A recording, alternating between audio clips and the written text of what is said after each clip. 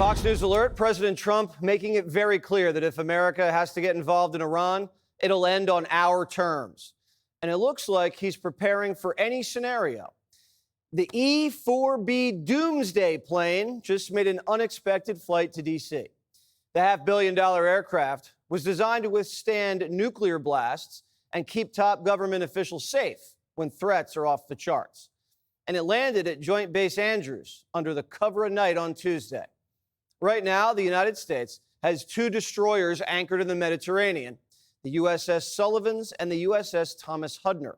Both of these $100 million platforms have been shooting down Iranian missiles.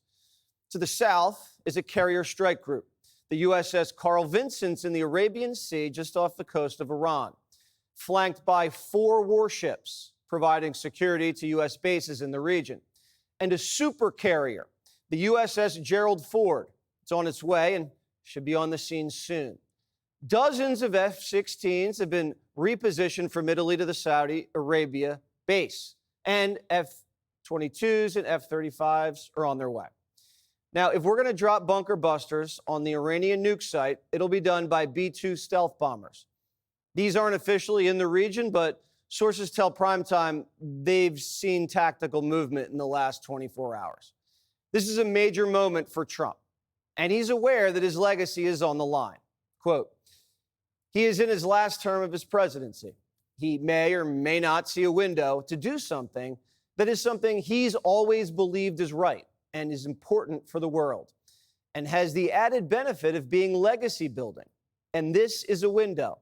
It's never existed before.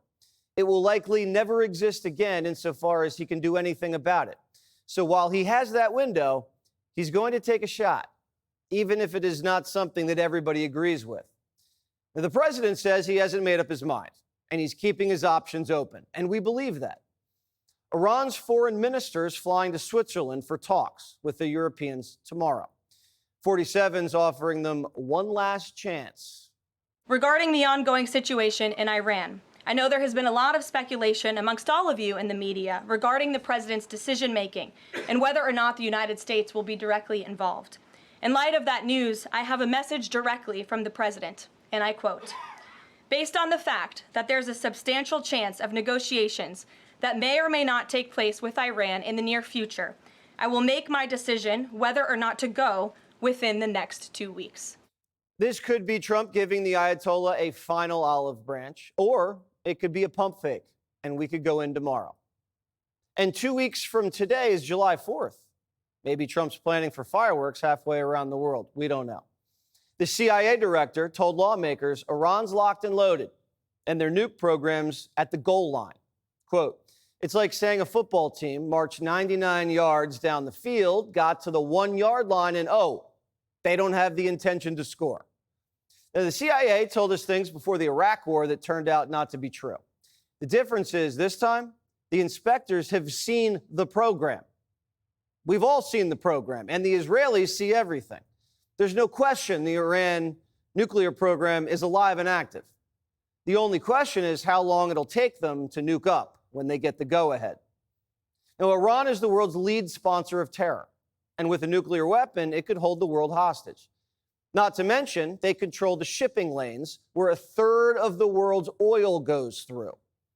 If President Trump does decide to drop bunker busters on their nuke site, we're not going to sit back and let the Iranians retaliate.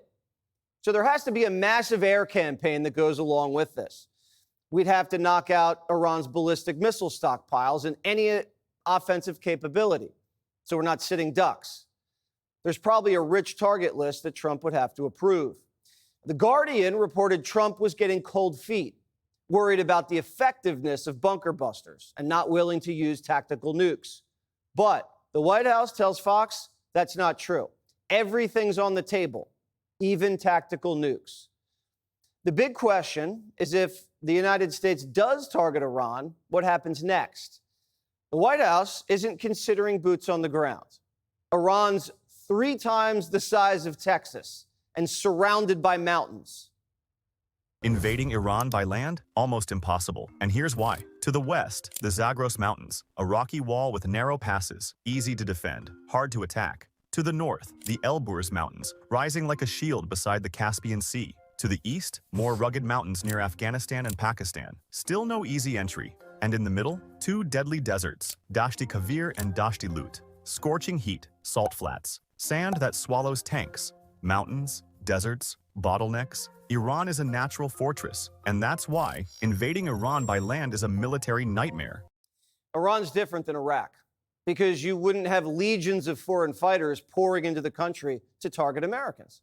Well, because there won't be any Americans there, and two, good luck getting in.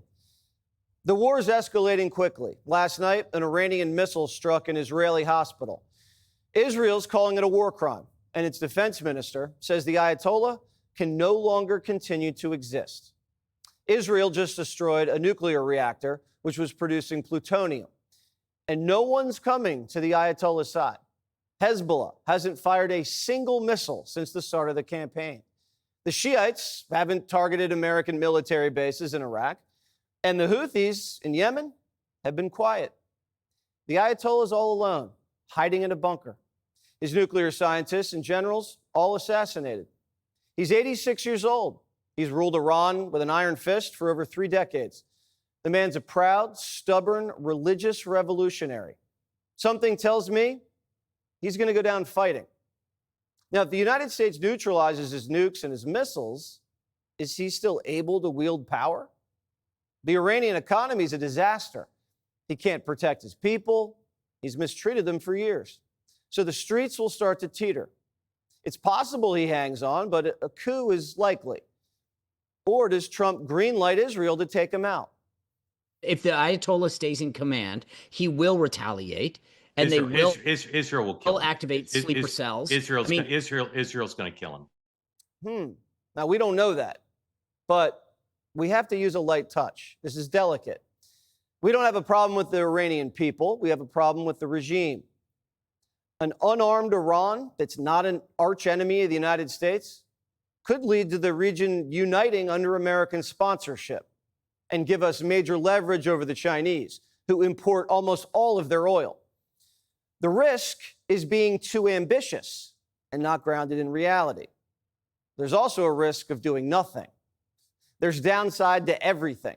Sleeper cells could activate, cyber attacks, terror attacks, slippery slopes. Donald Trump's deliberately and carefully calibrating each of these scenarios. And we elected him for moments like this. It all comes down to one thing. Trust in President Trump. President Trump has incredible instincts, and President Trump kept America and the world safe in his first term as president in implementing a peace through strength foreign policy agenda. And with respect to Iran, nobody should be surprised by the president's position that Iran absolutely cannot obtain a nuclear weapon. He's been unequivocally clear about this for decades, not just as president, not just as a presidential candidate, but also as a private citizen. Click here to subscribe to the Fox News YouTube page to catch our hottest interviews and most compelling analysis. You won't get it anywhere else.